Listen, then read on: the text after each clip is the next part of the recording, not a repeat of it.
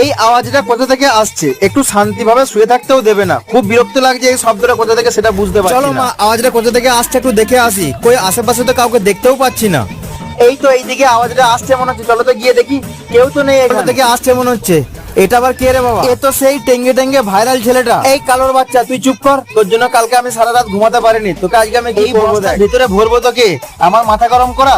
দেখ কেমন লাগে, যত পারবি এরপর ভিতরে টেঙ্গে টেঙ্গে কর।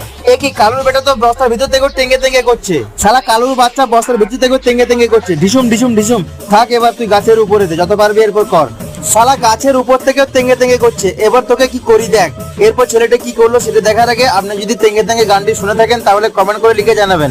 কর এবারে তুই তেঙ্গে তেঙ্গে এখান থেকে।